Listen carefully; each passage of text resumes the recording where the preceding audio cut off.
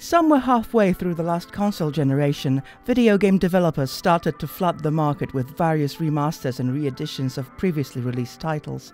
The developers quickly realized that such a practice is a great way to make some money on the side and reignite interest in long-running series when a sequel is just round the corner. And while in some cases remasters are a great way to experience the classics, most of the time such a release ends up as just an uninspired cash-in on a series legacy. Needless to say, most of us don't like the constant re-releasing of titles we already know by heart. In spite of that, there are still some remakes and remasters we are desperate to play. Here are 9 remakes and remasters we keep our fingers crossed for. I'll take that, Hernandez. Hey, that's my paper, man. That's money. This is drug money.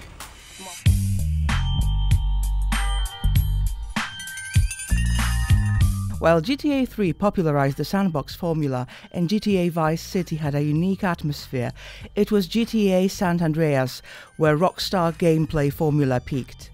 To this day, many rankings of the best entries in the series feature GTA San Andreas just below the smash hit GTA 5, which is, in a way, its spiritual successor.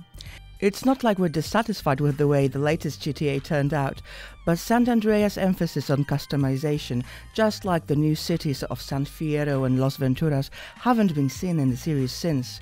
Surely Rockstar had its hands full with GTA Online and the recently delayed Red Dead Redemption 2, but San Andreas, which hasn't aged that well, is in desperate need of a thorough remake, even if it's highly unlikely we'll get one soon. A single prisoner altered the fate of hundreds, but he paid a high price for it.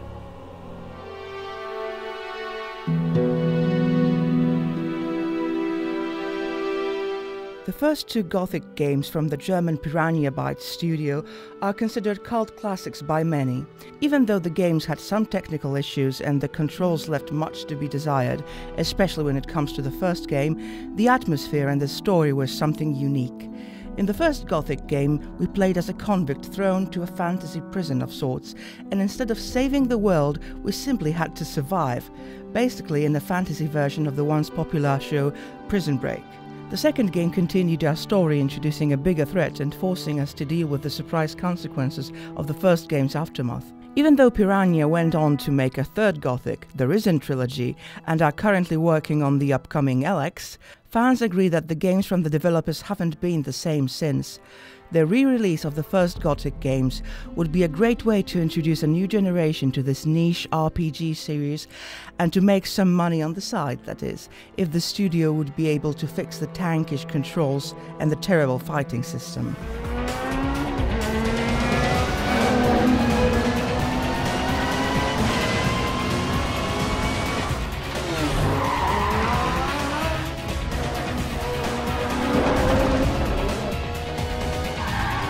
Next to Need for Speed Underground 2, 2005's Most Wanted is probably the most beloved of EA racing games. The game had it all: a simple yet engaging story, high-speed races bundled up with some side activities, satisfying customization, and last but not least, a good soundtrack. It's quite surprising that having such a polished game template, the series hasn't enjoyed such a universally positive reception since. 2012's reboot of sorts was a Most Wanted game in name only, and it had little of the charm and the street racing vibe of the original. It goes without question that EA has to re-evaluate its ideas for the series to move forward, but an enhanced re-release of probably the most popular NFS game would do a lot of good for the company's image. Apart from that, it would certainly capture the gamer's attention, which has since been stolen from NFS by the likes of Forza Horizon and other rival series.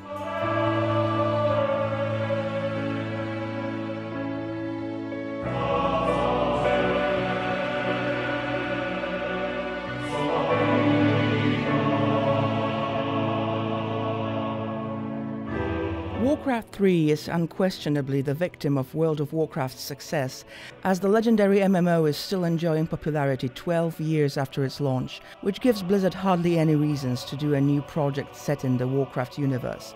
However, if you ask strategy fans what they think of Warcraft 3, they will most likely reply that it's one of the best games the genre has to offer. We can only dream of Warcraft 4 at this point, but a remake of the previous game seems a bit more realistic. Why would we want the Warcraft universe to return to its strategy roots, you might ask? Well, the third Warcraft had an uncanny atmosphere, a nearly perfect story campaign, balanced gameplay that played around with some RPG concept, and multiplayer that is still alive and well even a decade and a half since its launch. A while back it would have been nearly impossible to hope for a return of Warcraft 3, but the recent announcement of StarCraft Remastered is a clear indication that Blizzard is warming up to the idea of remasters and remakes. All we have to do now is wait.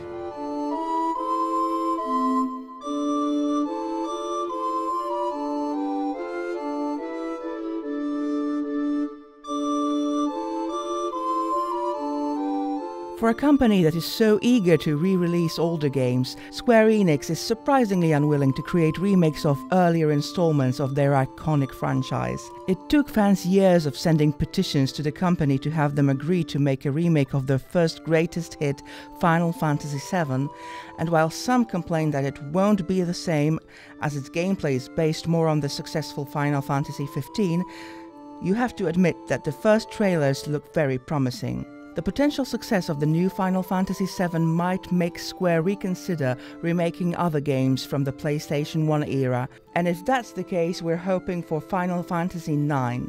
This particular entry in the series strode away from the darker futuristic tones of its contemporaries, but had a complex story and interesting characters nonetheless. In essence, FF9 is a callback to the series' more high fantasy-inspired roots, and seeing how modern games from the franchise try to be as edgy as possible, a remake of FF9 would be a welcome and nostalgic experience.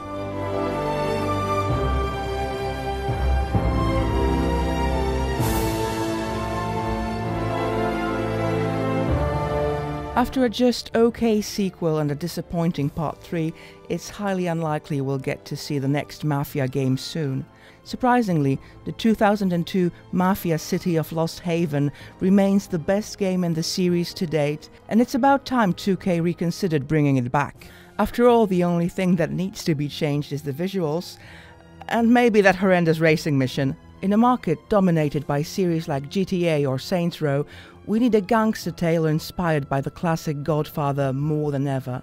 The first Mafia had a good story, believable characters, and the unique style of the 1930s we rarely see in games. Even though Mafia 3 had a good story, it was overall a disappointment, and now would be a perfect time to use 2K's Hunger 13 to bring the series back in its best incarnation and save the franchise from obscurity.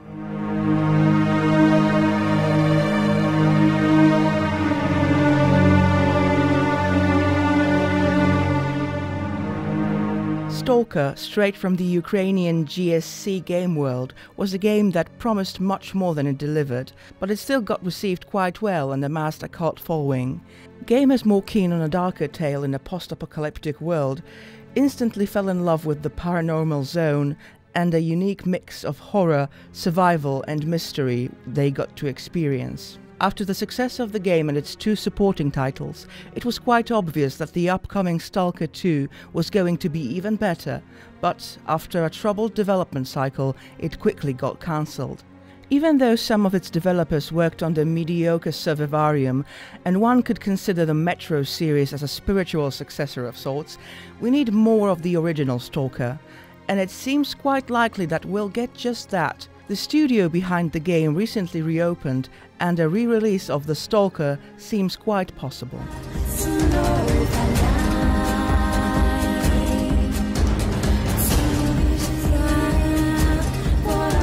Japanese developers seem to be warming up to PCs lately, after many years of supplying us with console-exclusive titles.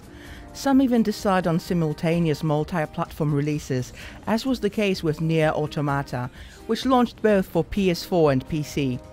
And speaking of the Nier franchise itself, the aforementioned game got quite an enthusiastic response from the press and gamers alike, and since the previous Nier is hardly accessible as of late, now would be the best time for a remaster of the original Drakengard spin-off that started the mini-series.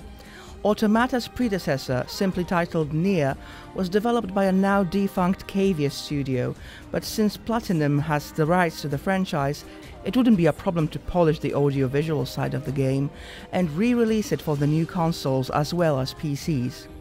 I wouldn't overestimate Nier's popularity among the PC crowd, but the slow increase of Japanese multi-platform games can surely help those rather niche series find a new audience.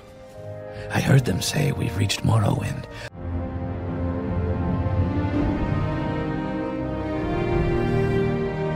(2002's Morrowind was for many the first Elder Scrolls game ever, and while Morrowind's scope and size have been surpassed by both Oblivion and Skyrim since, none of them managed to recapture that eerie atmosphere of the third main The Elder Scrolls game that made it so unique. Bethesda wasn't always keen on re-releases, but the recent Skyrim Remastered can be a sign of a shift in politics. Morrowind's remaster could improve on the game's draw distance and some dated visuals, and make it as fun as it was 15 years ago. There is in fact a mod being produced as of now that is supposed to recreate Morrowind in Skyrim, but as we all know, such projects progress very slowly, and an official remaster helmed by Bethesda would be a really nice treat to keep us busy until The Elder Scrolls 6 eventually comes out. That will be all for now. If we didn't mention your favorite, let us know in the comments. Thanks for watching, keep it here at GamePressure.